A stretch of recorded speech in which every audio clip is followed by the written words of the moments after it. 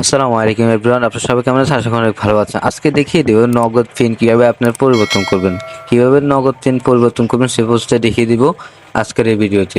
পুরো ভিডিওটি দেখে থাকুন, অবশ্যই বুঝতে পারবেন কিভাবে নগদের পিন পরিবর্তন করবেন। তো প্রথমত আপনারা কি করবেন, আপনার ফোনের ডায়াল অপশানে চলে যাবেন। ডায়াল অপশানে চলে আসার পরে এখানে আপনি সার্চ করবেন, এখানে আপনি লিখবেন *167#। তো এখানে এর পরবর্তীতে কী করবেন, যে সিমে আপনার নগদ যে খোলা আছে সেই সিমটাকে ক্লিক করে দেবেন। তো আমার ওয়ান সিম টু সিম জোনটাতেই খোলা আছে, আমি যে কোনো একটা নিয়ে নিচ্ছি, আমি টু সিম নিয়ে নিচ্ছি, অথবা যে কোনো একটা সিমে নিয়ে নেবেন। এখানে কিছুক্ষণ ওয়েট করুন। তো দিতেছেন 8 নম্বরে পিন রিসেট নামে একটা অপশন আছে, 8 নম্বর।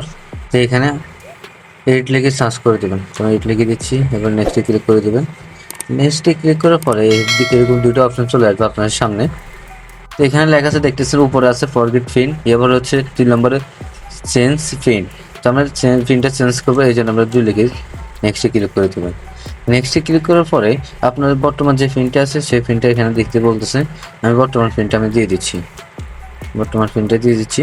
এরপর হচ্ছে যে নেক্সটে ক্লিক করবে, এরপরে নিউ পিন, মানে আপনি নতুন যে পিনটা দিবেন না, এই পিনটা এই জায়গায় দিয়ে দেবেন। তো আমি একটা পিন দিয়ে দিচ্ছি, আপনারা আপনার মতো একটা পিন দিয়ে দেবেন। পিনটা দিয়ে দিলাম। আবার আবার মানে নেক্সট আবার পিন দিতে হবে, যেটা নতুন যে পিনটা দিয়েছেন কনফার্ম পিন, সেই কনফার্ম পিনটা দিয়ে দেবেন, মানে আবার দিবেন, নতুন পিনটা আবার দিবেন। আমি আবার দিয়ে দিচ্ছি, আবার নেক্সটে ক্লিক করে দেবেন।